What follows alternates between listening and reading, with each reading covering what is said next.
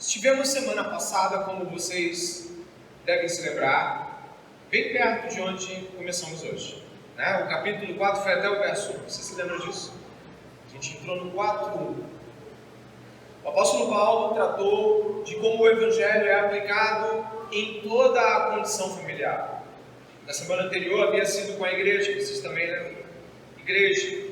Na semana passada, com a família, com o marido, com a esposa, com os filhos, com os servos da família.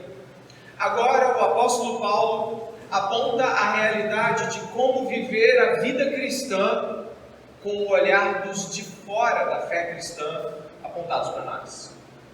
E apesar de parecer que tudo pode se resumir a como os de fora devem nos ver, adianto a você de que a palavra de Deus vai nos trazer grandes aspectos que convergem sim para como os de fora devem nos ver, mas também vão ser muitíssimos proveitosos para como nós, em termos de igreja e família, devemos nos comportar. O apóstolo Paulo nos vai fazer pensar aqui, que Paulo é o escritor dessa carta, em um ponto que eu acredito que todo mundo aqui já vivenciou. A Bíblia nos mostra exemplos de vida que são paradigmas para nós. Eu não quero aqui trabalhar a coisa como se a reduzir na fé de Abraão, a história de Abraão, reduzir na coragem de Davi, a história de Davi, mas sem dúvida nenhuma, essas pessoas, homens e mulheres que Deus usou na Escritura, contando a sua história, a história de Deus, essas pessoas nos inspiram também. Deus as usou de tal modo que nós olhamos para a vida delas e a gente fala, puxa vida, que vida para Deus, que vida que aponta para Deus. Também podemos olhar para fora das Escrituras e ver isso ao longo da história da igreja, os pais da igreja, os reformadores, os homens contemporâneos do nosso tempo, que são pessoas que nos inspiram. E eu tenho certeza que você já olhou para alguma delas e disse, puxa, eu queria essa vida. Às vezes é uma vida muito difícil, mas ela é grandiosa, e você almeja viver como aquele homem ou mulher que entregou sua vida para Cristo e vive de modo a inspirar. O autor dessa carta, o apóstolo Paulo de Tarso, da cidade de Tarso, ele não era cristão. Ele era um judeu, extremamente culto, letrado, conectado à perspectiva anticristã de seu tempo. O apóstolo Paulo, ele se converteu no caminho de Damasco. A jornada de Paulo para perseguir cristãos na cidade de Damasco acabou encontrando-se com o próprio Jesus. E o próprio Jesus Cristo, encontrando Paulo, transformando Paulo, envia Paulo para uma grande missão, que ele repete várias vezes no livro de Atos. Você vê 3 repetições sobre a grande história de Paulo, e ele nas suas epístolas costuma repetir mais uma vez. O apóstolo Paulo, ele nos inspira porque ele mostra que a vida cristã é tal como uma guerra. Ele termina a jornada dele na segunda epístola de Timóteo dizendo o quê? Combati. Ele pensa em termos de guerra. Ele pensa que ele está contra o império das trevas e ele está armado com a palavra de Deus. O apóstolo Paulo também em suas epístolas nos mostra como a vida cristã é uma labuta por alcançar a coroa da justiça, não por méritos, mas porque vivemos de fato na direção do Senhor, correndo para o alvo que é Cristo Jesus. O apóstolo Paulo também nos diz que um dos arquétipos mais claros da vida cristã é a escravidão, somos escravos de Cristo, e ele repete isso em um monte de epístolas, a palavra duros, o escravo Paulo. Então quando Paulo nos traz essas dimensões, tanto de ministério quanto de ser cristão, ele nos oferece um paradigma, que seria algo como uma vida modelo a ser imitada, dificilmente quebrada ou ultrapassada, mas inspiradora. O apóstolo Paulo, então, traz isso para nós. Mas às vezes o que nos traz uma grande curiosidade é percebermos quando os nossos heróis, e aí eu quero usar com um respeito tremendo, sabendo que nós imitamos Cristo Jesus nessas pessoas, e elas em si mesmas não são nada. Mas eu diria, as pessoas que o Senhor nos mostra como a quem devemos imitar, e Paulo chama a imitação para si, 1 Coríntios capítulo 11, verso 1, sejam meus imitadores. Então ele está chamando a responsabilidade. O apóstolo Paulo também era um homem como nós, não é verdade? E eu diria, como outra epístola que não dele, sujeito às mesmas paixões. Um vaso de barro nas mãos do oleiro, um homem quebrado, um homem que muitas vezes se vê sem força para prosseguir na caminhada. E você sabe, aqui ele está preso, provavelmente em Roma, segundo Atos capítulo 28, em uma prisão que talvez não seja a mais severa com a qual ele iria passar, mas era uma prisão. O apóstolo Paulo, então, assim como nós, em nossos momentos mais difíceis da jornada, também precisava olhar para trás da jornada bíblica e se inspirar em alguém com o qual devesse olhar e dizer: Deus fez isso na vida dele e vai fazer na minha. O que vamos estudar hoje parte de um princípio que talvez não tenha ficado muito claro para você, ou talvez já tenha, e aí não tem nenhum problema, Deus só está reforçando. É de que o apóstolo Paulo vai construir toda essa sentença do capítulo 4, verso 2 até o verso 6, inspirado em outra história bíblica. O apóstolo Paulo vai estar em outro livro bíblico do Antigo Testamento, desenhando a história que vamos ler, as recomendações, as doutrinas e até mesmo o contexto é muito parecido. Nós vamos estar hoje relembrando, e não é possível nunca que esqueçamos, que Paulo está aguardando o julgamento. Ele apelou para César, o imperador do vasto Império Romano. Ele disse que apelaria para César e foi para César. Teve um naufrágio, né? Eles tiveram um problema na embarcação, tudo se perdeu em termos materiais, mas os homens se salvaram. E Paulo chega a Roma. E está preso em Roma, esperando o julgamento de César. Ele está preso e ele tem amigos com ele, né? A gente vê que a carta começa com Timóteo lá, sendo relacionado entre os outros. Podemos imaginar que outros podem estar relacionados a essa jornada, como o próprio médico Lucas, autor do Evangelho de Lucas e do livro de Atos. E onde eu quero chegar aqui? Esse é o contexto. Paulo preso, Império Romano, um enorme e vasto Império Romano, ele está esperando o julgamento. E Paulo aqui, tanto na fraseologia, ou seja, na estrutura das frases, quanto nas recomendações, vai nos apontar para Daniel capítulo 2. De um modo maravilhoso, a palavra de Deus aqui vai fazer aqueles encontros que quando a gente vê, a gente se vislumbra e fala: que magnífico. Paulo estava inspirado em outro homem, vivendo sobre a égide de outro império, também prisioneiro desse império. Daniel, assim como Paulo, estava servindo a Deus, ainda que sob o império dos homens. E nós vamos estar agora, neste primeiro momento, neste trecho bíblico, salientando de que, assim como eu e você, Paulo também precisava de inspiração nas Escrituras para continuar uma jornada muito dura. E esse primeiro ponto eu gostaria de chamar de Daniel, Paulo e nós. A epístola de Colossenses vai estar para a gente aqui marcada. E caso você queira ir até Daniel capítulo 2, fará muito bem. É só marcar Colossenses. Você leu comigo toda essa estrutura aí de capítulo 4, versos 2 e 6. E o que nós vamos ter no capítulo 2 de Daniel, eu vou precisar com isso fazer uma espécie de contação de história para resumir o assunto e então entrarmos nos versículos propícios de Daniel. Bom, aqui Daniel e os seus 3 amigos, que você conhece, os homens da fornalha, né? O Daniel da cova dos leões, para você que talvez não conheça a história de Daniel, o Daniel que perseverava diante das maiores dificuldades em ser testado como homem de Deus diante de Nabucodonosor e de outros que seguiram após Nabucodonosor. Daniel ficou décadas ali, vivendo vida reta diante de Deus. Aqui no capítulo 2, o rei Nabucodonosor tem um sonho. Então ele chama os sábios todos do seu reino para decifrar o sonho que o deixou paralisado. Bom, eu vou ler alguns trechos aqui para que você possa entrar ainda mais e depois fazermos uma comparação com Colossenses e extrairmos os princípios que Paulo usou na aplicação da epístola. O capítulo 2 começa assim, Daniel. No segundo ano do seu reinado, Nabucodonosor teve uns sonhos que o deixaram perturbado e sem poder dormir. Então o rei mandou chamar os magos, os encantadores, os feiticeiros e os caldeus para que lhe dissesse o que havia sonhado.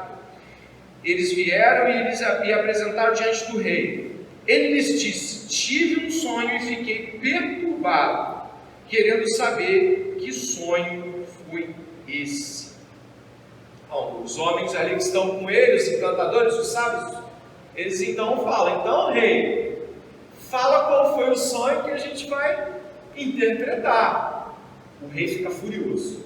Por quê? Ele acha que eles estão armando um jeito de ganhar tempo. Se você puder dar uma olhada aí no verso de número 8, o rei respondeu: bem percebo que vocês estão querendo ganhar tempo, porque sabem que o que eu disse está resolvido.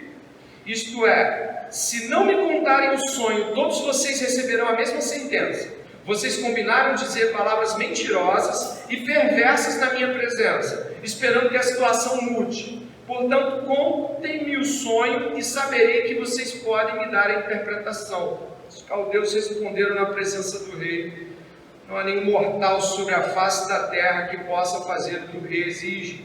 Nunca houve um rei, por maior e mais poderoso que fosse, que tenha exigido semelhante coisa de um mago, encantador, ou caldeu. Verso 11.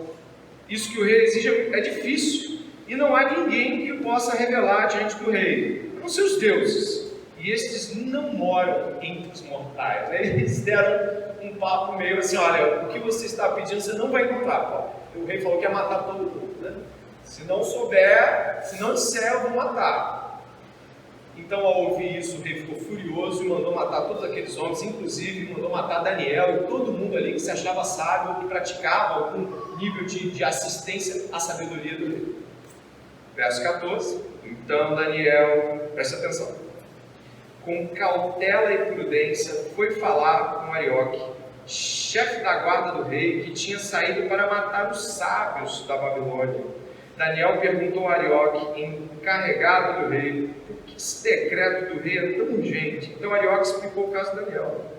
Daniel foi falar com o rei para pedir que lhe desse tempo. Preste atenção, segunda vez que isso é recebido para nós, tá? A gente viu isso lá no 2:8 e agora está vendo a mesma frase aqui no 2:16.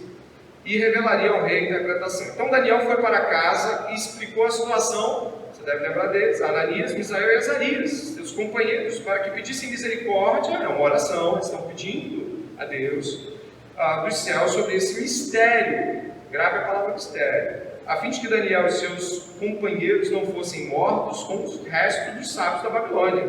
Então o mistério foi revelado a Daniel numa visão de noite. Pare por aí. Mais lá na frente, depois que Daniel revela o mistério e tudo mais, dê uma olhada ali no verso de número 28. Verso 27. Daniel respondeu na presença do rei: o mistério que o rei exige, nem sábios, nem magos, nem encantadores o podem revelar, mas há um Deus no céu que revela os mistérios, pois fez saber ao rei Nabucodonosor o que vai acontecer nos últimos dias. Os sonhos e as visões que o Senhor teve quando estava em sua cama são estes. E aí começa Daniel a explicar todo o sonho para o rei. E por fim, a última parte que vamos ter, 44 e 45. Daniel termina dizendo assim, depois da visão: mas nos dias desses reis, ou seja, dos 4 reinos que sucederão Nabucodonosor e depois cairão, o Deus do céu levantará um reino que jamais será destruído e que não passará a outro povo. Esse reino despedaçará e consumirá todos esses outros reinos, mas ele mesmo subsistirá para sempre. Assim como o rei viu que do monte foi cortada uma pedra sem auxílio de mãos humanas, e ela despedaçou o ferro, o bronze, o barro, a prata e o ouro. grande Deus revelou ao rei o que vai acontecer no futuro. Certo é o sonho e fiel é a sua interpretação. Bom, Nabucodonosor se prostra, manda trazer coisas de presente para Daniel. Os sábios não são mortos e a situação que se desenvolve é de que Deus, o Deus dos céus, como Nabucodonosor chama, ele passa a ser honrado diante de tudo aquilo. Para que você possa entender a grandeza desse texto, eu faço questão de mencionar de que a descoberta não foi minha, óbvio, né? Ao estudar o texto, a gente tem a oportunidade de ver comentaristas falando. Então, William Hendrickson, J.K. Bale, coloquei o nome de um monte aqui que eu achei, Ralph Martin, da Vida Nova, Craig Skinner, todos eles apontam para a realidade de Daniel como sendo a realidade, o pano de fundo desse trecho que nós estamos vendo. Eu preparei aqui uma espécie de quadro, e eu sei que a distância é grande, mas você pode analisar pelo menos, olhando os versículos que vão se alinhar. Por exemplo, Daniel 2,8, quando o rei diz: vocês estão querendo ganhar tempo, é exatamente Colossenses 4,5, sejam sábios no modo de agir com os que são de fora e aproveitem bem o tempo. Esta expressão, kairos, exagaroso, só acontece aqui e em Daniel. E pasmem, em mais nenhum trecho de grego daquela época, em nenhum livro fora da Bíblia. Só ali, é um paralelo, é uma expressão que o próprio Paulo tirou dali. Se você puder perceber o contexto no qual o próprio Paulo se envolve, é um contexto também que ele está prestes a morrer, mas ele pede que o tempo seja ganho de forma a ser usado com sabedoria. Mas não acaba aí não. Repare ali que quando o decreto sai, Daniel vai falar com o Arioque, você lembra? Daniel vai falar com o Arioque com cautela e prudência, está na parte de baixo, 2, 3, 14, em Colossenses 4, 5 e 6, o próprio apóstolo Paulo diz o seguinte: sejam sábios no modo de agir com os que são de fora, e aproveitem bem o tempo. Exatamente a mesma fraseologia de Daniel. Que a palavra dita por vocês seja sempre agradável, temperada com sal, para que saibam como devem responder a cada um dos de fora. E continua, quando chega ali no capítulo 2 de Daniel, versos 17 e 19, Daniel vai procurar quem? Nesse contexto, os 3 amigos dele e Paulo, a igreja. Paulo também pede oração para que as portas se abram. Olha o que diz aqui. Continua, é a terceira parte ali, continuem a orar em Colossenses, vigiando em oração com ações de graça. Orem para que eu torne esse mistério. Não existe outro trecho das Escrituras onde mistério, sabedoria e ganhar tempo aconteçam ao mesmo tempo. Porque Paulo estava associando sua condição de tempo e lugar a Daniel.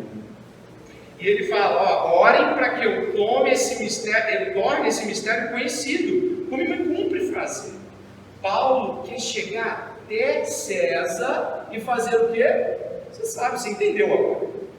Ele quer chegar até César e fazer como Daniel fez. Orem por isso, para que eu faça esse mistério. Qual é o mistério que a gente viu Daniel falando? De que um grande reino passaria por cima de tudo aquilo e reinaria eternamente. E diz mais, o 4:3 alinhado com 2:28 de Daniel: ao mesmo tempo orem também por nós, para que esse Deus nos abra uma porta da palavra, a fim de falarmos do mistério pelo qual também estou algemado. Daniel 2:28 diz assim, mas há um Deus no céu que revela mistérios. Eu sei que você não está conseguindo ver, mas eu estou olhando para você. Tudo igual, está conectado. E aí, se você observar, Daniel fala sobre o mistério. Qual é o mistério? Mas nos dias desses reis, diz essa parte última aqui, o Deus do céu levantará um reino que jamais será destruído, que não passará a outro povo. Esse reino despedaçará e consumirá todos os outros reinos, mas ele mesmo subsistirá para sempre. E aí continua no 4:4. Orem para que esse mistério se faça conhecido como me cumpre fazer. A estrutura de Daniel impregna todo o texto que acabamos de ler. E por que isso é importante para nós? Não somente para nós, não somente para os comentaristas que falaram unanimemente a mesma coisa, mas é porque nós não estamos em uma história separada das outras histórias bíblicas. O povo de Deus que viveu no tempo de Nabucodonosor, o povo de Deus que viveu no tempo de Paulo, e o povo de Deus que vive hoje, continua sendo ordenado, continua sendo direcionado a manter as mesmas atitudes. E nós precisamos, ao olhar para esse texto, saber que Paulo estava falando para aquelas pessoas de Colossos, basicamente assim, parafraseando: olha, eu vou te dizer uma coisa que o pessoal da época de Daniel, quando ele estava nas mãos de Nabucodonosor, fez. Primeiro, fale com calma, fale direito, peça que a porta se abra. Outros textos bíblicos de Paulo também aludem Daniel, mas esse aqui é amarrado. E o povo de Deus essa noite aqui precisa ter noção de que não está vivendo uma história que o povo de Deus já não viveu. Se você estiver vivendo vida cristã genuína, você não está vivendo diferente dessas pessoas.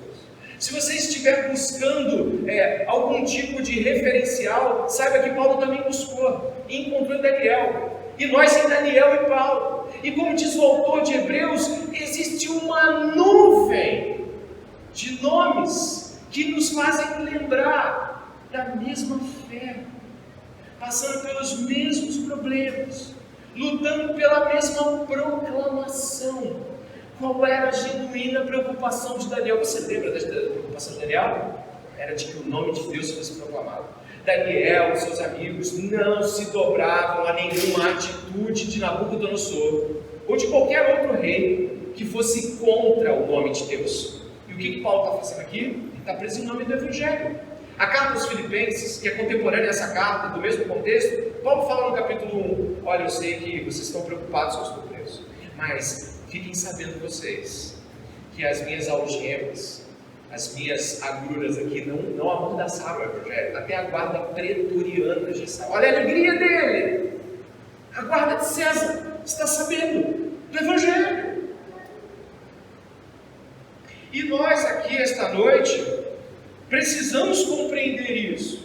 1 Coríntios capítulo 2, verso 1 ao 8, eu botei ali alguma coisa mais escura para você perceber. Paulo também vai usar palavras que nos fazem pensar sobre como ele se via dentro disso. O que eu estou dizendo para você é que Paulo se viu como Daniel e respondeu como Daniel. Ele viu a si mesmo em um contexto que Daniel passava, falou assim: eu vou responder como Daniel. E viveu como Daniel. Nesse sentido, ele imitou Daniel. Nós imitamos Daniel, imitamos Paulo, e não temos uma história nova para contar, senão a dos nossos pais na fé. Olha 1 Coríntios capítulo 2, verso 1 ao 8. Irmãos, quando estiverem com vocês, anunciando-lhes mistério de Deus. Está lá o mistério de novo, né? Mistério de Deus. Eu não fiz com ostentação de linguagem ou de sabedoria. Olha a sabedoria que vai aparecer no texto de novo aí. Agora, ele continua, vai à frente e olha ali, ó. No entanto, transmitimos sabedoria lá embaixo, onde já está em negrito de novo, entre os que são maduros. Não, porém, a sabedoria deste mundo, nem a dos poderosos desta época, que são reduzidos. Você lembra de Daniel? A fala de Daniel é o Senhor que estabelece reis, os faz cair, os reduz a nada. E Daniel coloca tudo dizendo o seguinte: o céu reina. Assim que termina a história de Nabucodonosor, pouco antes dele virar bicho, a voz vem do céu dizendo: até que saiba-se que o céu reina. Daniel usa a expressão que é Deus que estabelece reis e os faz cair. Paulo sabe que a sabedoria desse tempo e o poder dos poderosos é reduzido a nada diante do mistério do reino de Deus. E continua: pelo contrário, transmitimos a sabedoria de Deus em mistério, a sabedoria que estava oculto e que Deus predeterminou desde a eternidade para a nossa glória. Lê o verso final, se você conseguir, aqueles que conseguiram hoje. Nenhum dos poderosos deste mundo conheceu essa sabedoria, porque se a tivessem conhecido, jamais teriam crucificado o Senhor da glória. Jamais teriam jogado os 3 amigos na fornalha, jamais teriam lançado Daniel na cova dos leões, jamais teriam apedrejado Estevão, jamais teriam decapitado Paulo, jamais teriam crucificado Pedro se a história contada é verdade, de cabeça para baixo, jamais teriam feito nenhuma dessas coisas, jamais teriam tacado fogo em reformadores, jamais, entende? A história se repete, e não estamos aqui para inventar uma história bíblica, nós estamos aqui para revivê-la num palco que Deus montou para si. O problema, passando para a segunda metade do sermão, o problema é que não queremos a narrativa do Senhor. A história dos crentes não é uma história que agrada aos viventes. História de dor, sofrimento, proclamação, subida ao Gólgota, crucificação para depois ter a glorificação. Essa história não é agradável e nós tentamos evitá-la, gerando uma relação com Deus, igreja, ministério, missões que seja muito mais facilitável. Paulo mirou na história de Daniel e viu quanto era dura e repetiu ela. E nós aqui hoje precisamos saber que o Senhor nos chama para a mesma história. Eu gostaria que você pudesse, depois de ter percebido essa relação tão estrutural para Paulo, tão vital para Paulo, você pudesse entrar no texto de Colossenses e nessa segunda metade do sermão observar que se somos chamados para fora, como lidar com os de fora? E essa é a segunda parte. A primeira era Daniel, Paulo e nós. O que isso tem a ver? E a segunda é, brincando até, como Daniel, Paulo e nós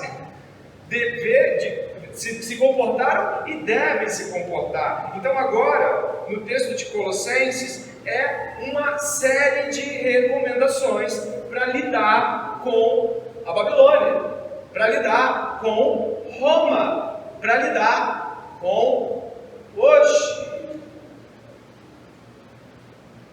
Verso 2: continuem a orar, vigiando em oração com ação de graças. Ao mesmo tempo, orem também por nós, para que Deus nos abra uma porta à palavra, a fim de falarmos do mistério de Cristo, pelo qual também estou algemado. Orem para que eu torne esse mistério conhecido, como me cumpre fazer. Orem, orem, orem, orem, orem. Uma coisa que você vai perceber durante todo esse texto é que todo esse texto envolve fala.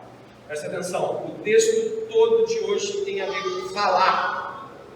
Oração, agradecimento, proclamação, falas agradáveis, falas graciosas, tudo é sobre falar.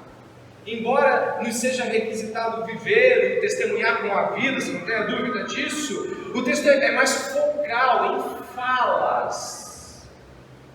E a primeira que eu quero trabalhar é justamente essa frase do verso 2, que é a perseverança em oração e a vigília em oração com ações de graça. Perseverar em orar, eu vou resumir a ideia como orar. Orar e dar graças tem a ver com duas motivações claras de coração. Anota: oramos porque dependemos e agradecemos porque estamos contentados. Oramos porque dependemos de Deus e aí nós vamos a Ele em oração. E quando estamos contentados, contentes, satisfeitos, seria uma palavra um pouco ruim, mas contentados em Deus, sabe o que acontece?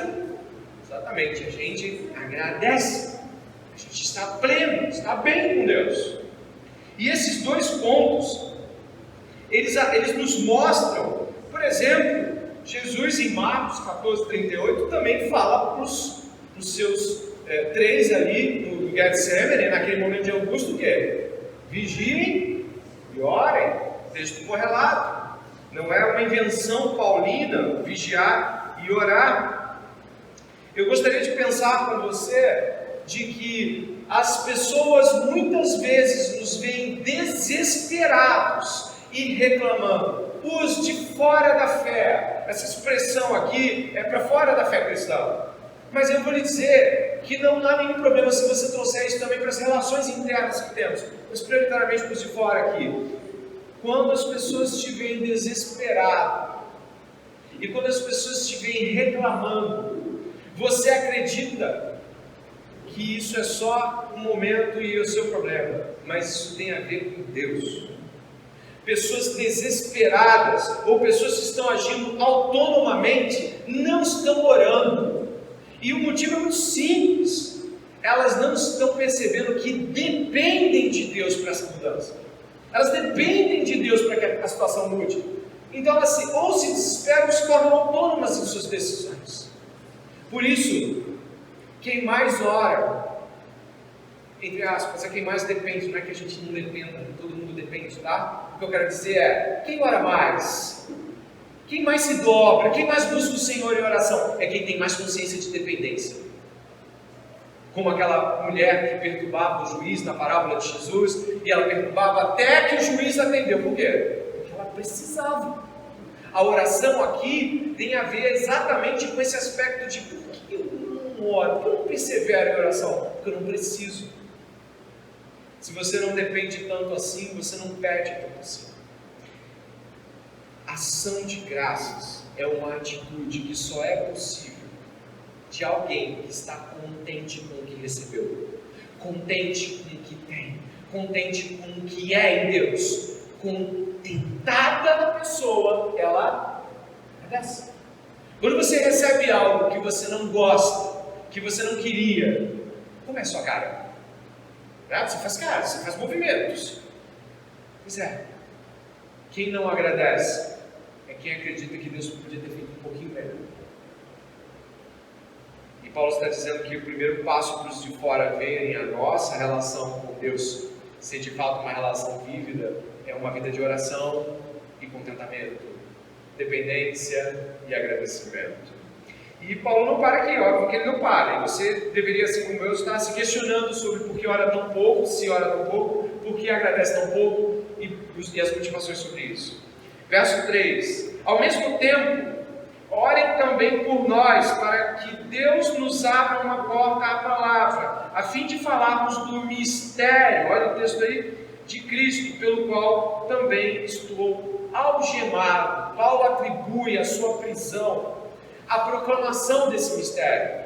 A proclamação desse mistério levou ele a estar preso, está algemado em virtude de ter proclamado o Evangelho de Cristo, os mistérios do reino e o estabelecimento do reino de Deus. E aqui é importante ressaltar um ponto-chave. Paulo não ora para estar livre. Eu não posso sequer inferir que Paulo não quisesse estar livre. Seria uma grande tolice eu fazer uma inferência. Está vendo como é que ele gosta de estar preso? Não. Mas eu gostaria de que você se colocasse numa cadeia, imaginativamente, e pensasse qual seria o primeiro pedido de oração. Portas abertas para você ou portas abertas para o Evangelho? Costumo ouvir pessoas pedirem para orar para que Deus abra as portas. Eu contaria no dedo quantas vezes essas portas foram para o Evangelho. Você já ouviu essa expressão, não? Estou pedindo a Deus que abra as portas, que abra as janelas, né?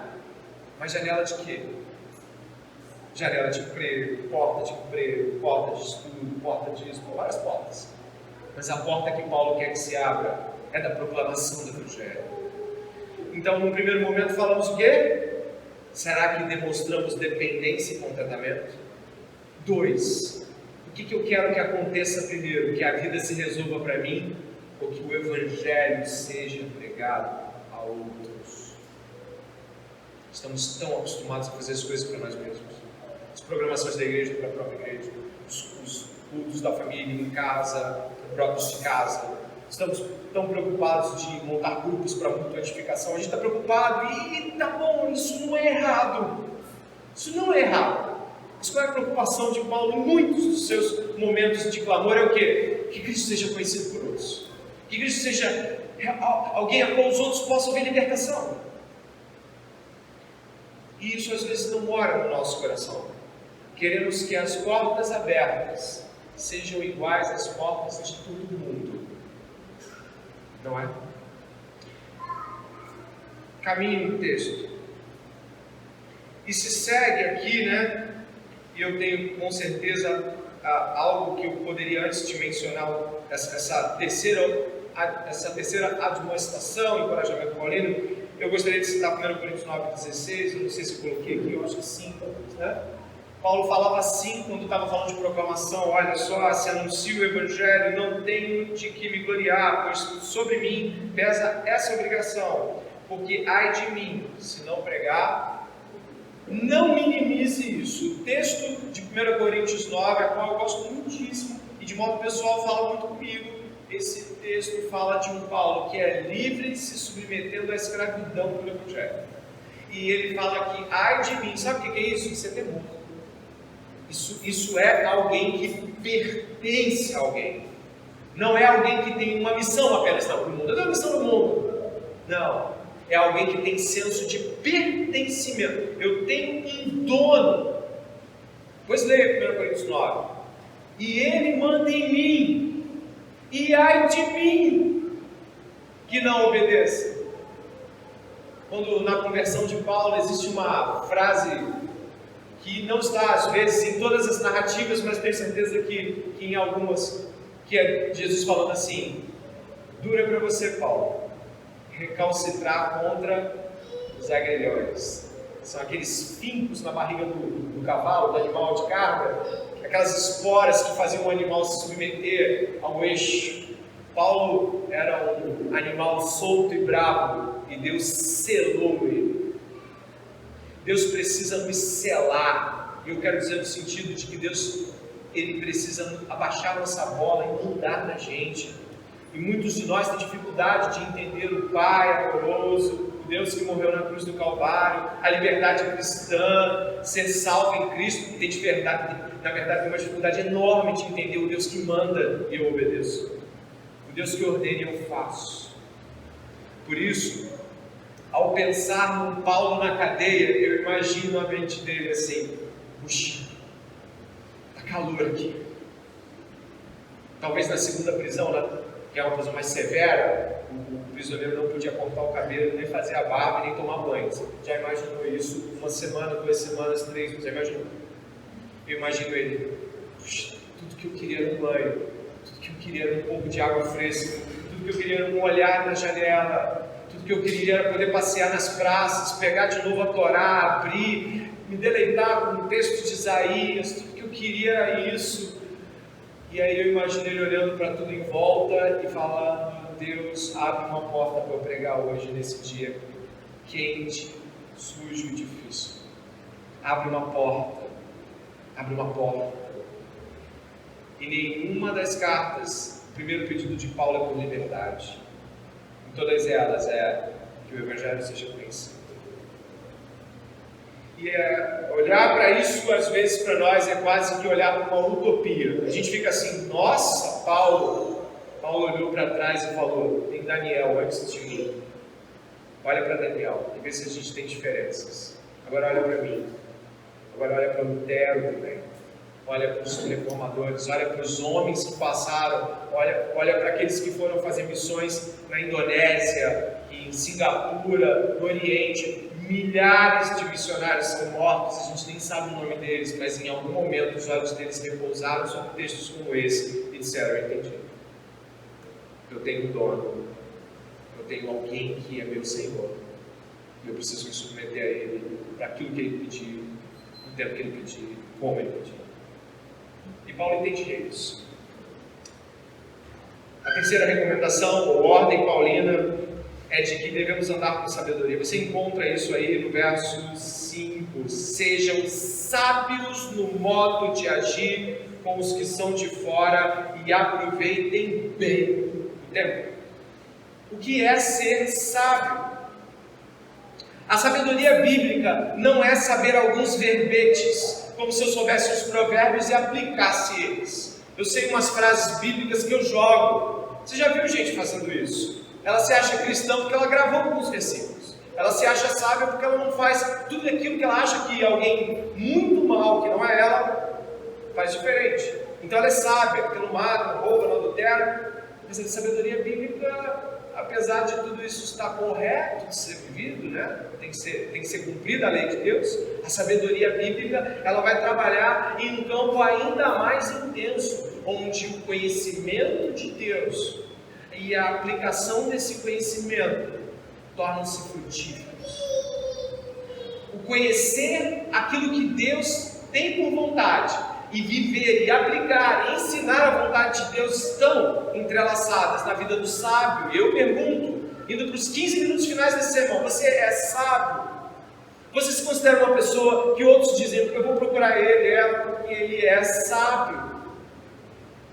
Ímpios fazem isso quando encontram pessoas cristãs sábias. Já vi fazendo isso. Olha, eu vou falar com aquele cara porque o que ele fala, os outros não falam. A luz que ele traz para as realidades me clareia. Ser sábio. Só que existe um problema muito sério, porque sabedoria envolve algumas coisas que talvez você e eu negligenciamos. Preste atenção. Sabedoria exige saber falar. Você vai ver isso no versículo posterior. Saber falar, saber se expressar de modo cristão bíblico. Sabedoria exige saber ouvir. Aquele que tem ouvidos ouça, ou seja, não é só passar por aqui, é de fato de que modo eu interpreto. Sabedoria tem a ver com o fato de saber retroceder no equívoco, pedir perdão, perdoar, muito isso, muito claro. Paulo deseja que sejamos sábios para que os de fora possam entender. Eu vi uma história magnífica de alguém que expressa muito claramente um arquétipo de pessoa que não está buscando sabedoria, que é o tipo de pessoa que não ouve e que mesmo quando exposta à verdade continua não ouvindo. A história conta assim, é uma história contada por um filósofo do século XIX. Um homem entrou num consultório médico, e ele gritou afirmadamente: eu estou morto.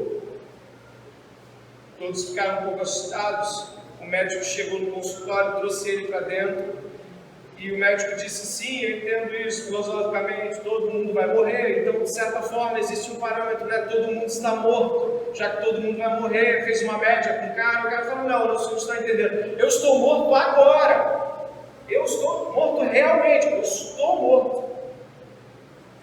É uma história fictícia para trazer uma verdade, por favor, entenda. E aí o médico então, olhando, vendo que ele estava irredutível quanto à sua posição, falou: tudo bem, vamos fazer um acordo. Você concorda que mortos não sangram? Depois de alguns arranjos de fala, o cara concordou. Realmente, mortos não, eu estou morto, mas mortos não sangram. Então ele concordou que o médico fizesse um furinho no dedo dele. Então ele foi lá e fez o furo. Sabe o que saiu? Saiu. Então ele furou o homem sem sangue. Visivelmente abatido, ou pelo menos chateado, o homem, né? O paciente, decepcionado, falou: realmente parece que eu estava errado. Gente morta também sangra. A capacidade que nós temos de ser completamente surdos e cegos às realidades que Deus nos coloca até numa pregação. Este homem, eu acho que eu não preciso explicar a história, acho que você entendeu. Ele continua dizendo: eu estou morto. E a única coisa que ele admitiu é que morto sangue. Não sai da posição. É necessário que nós hoje saiamos da nossa posição para encontrarmos a posição de Daniel, de Paulo, e paremos de pensar que temos a chave das coisas da vida, quando é a Escritura que nos ordena como viver. E Paulo aqui, obviamente, diz que a sabedoria, capacidade de ouvir, capacidade de entender, capacidade de aplicar a doutrina, capacidade de discernir sobre seu próprio pecado, capacidade de aplicar esse conceito na vivência, isso tudo vai fazer muita diferença quando estivermos nos relacionando com as pessoas para pregar o Evangelho para elas. Por último, você encontra o apóstolo Paulo apontando para a realidade do verso 6, que você leu em voz alta: que a palavra dita por vocês seja sempre agradável, temperada com sal, para que saibam como devem responder a cada um. A palavra dita agradável, no grego está graciosa.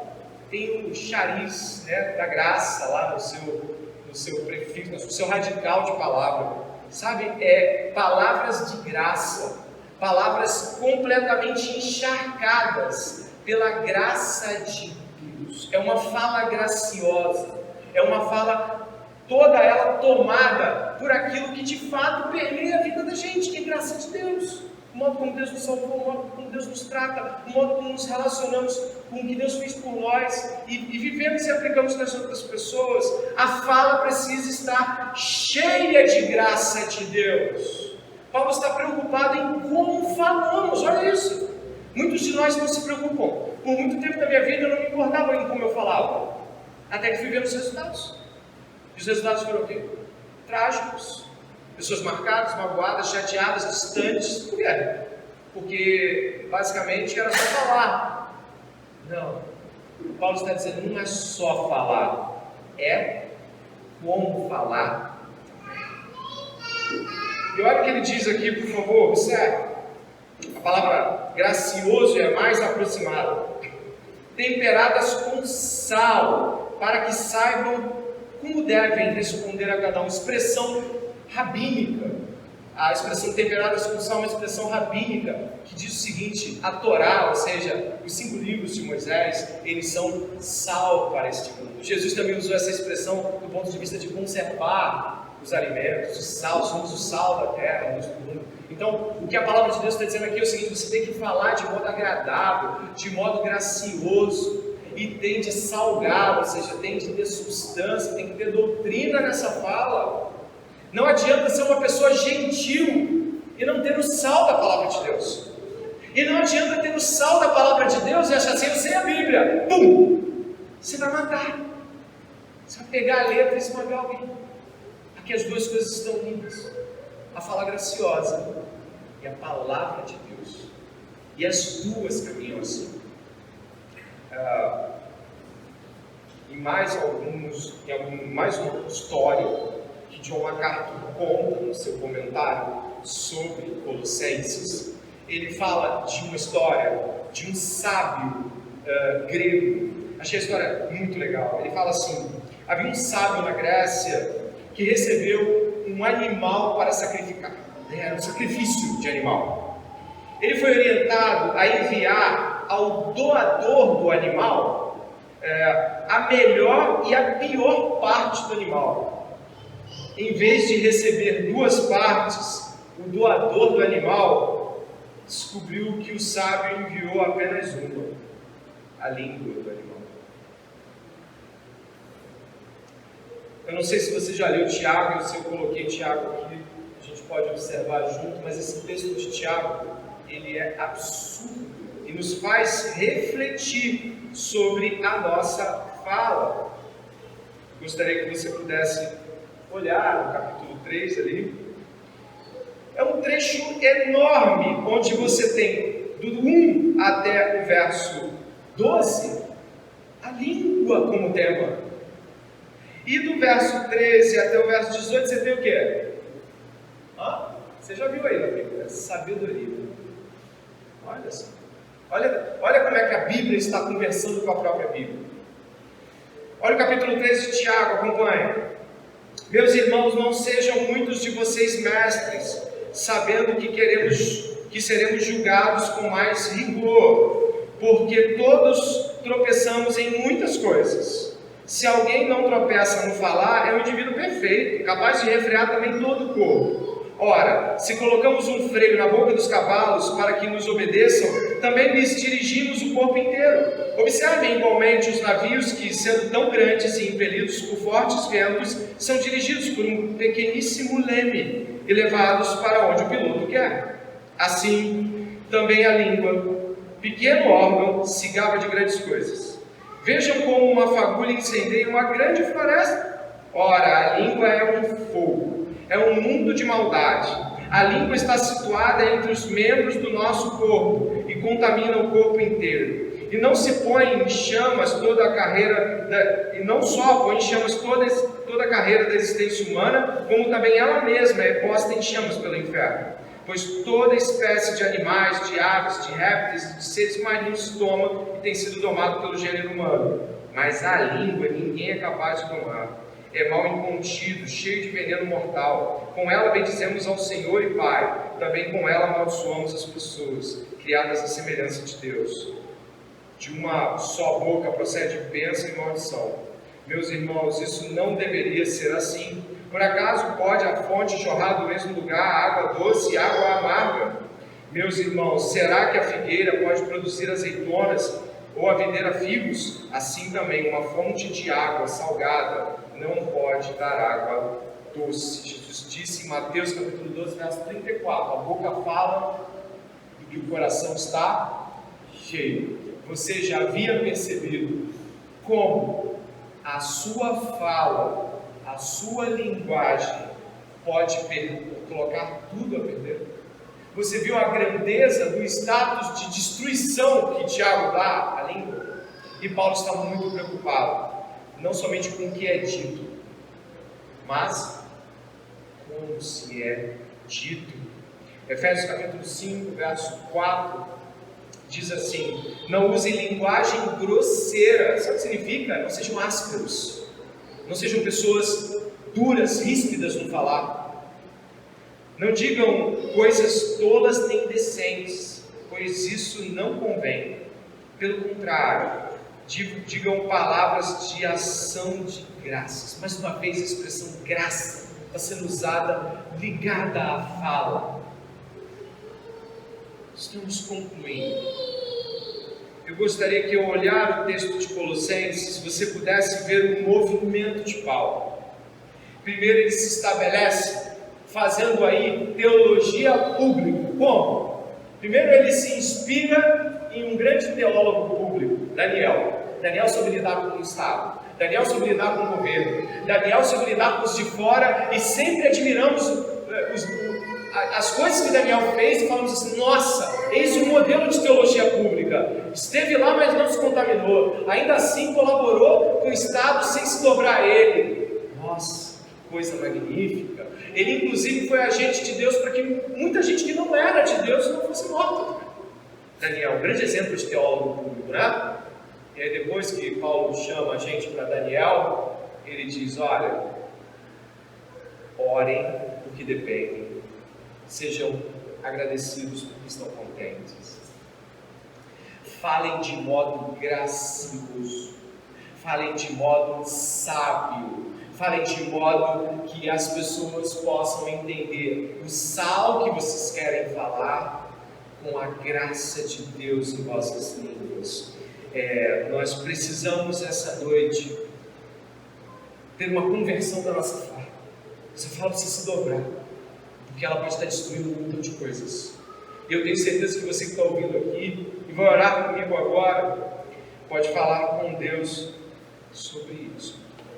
Falar com o Senhor sobre a sua fala, sobre a sua linguagem, porque ela diz muito acerca do que eu e você somos e pensamos. Então, nesse momento, ore comigo, por favor. Senhor, nosso Deus e nosso Pai, te agradecemos, Deus, porque o Senhor nos traz aqui a dimensão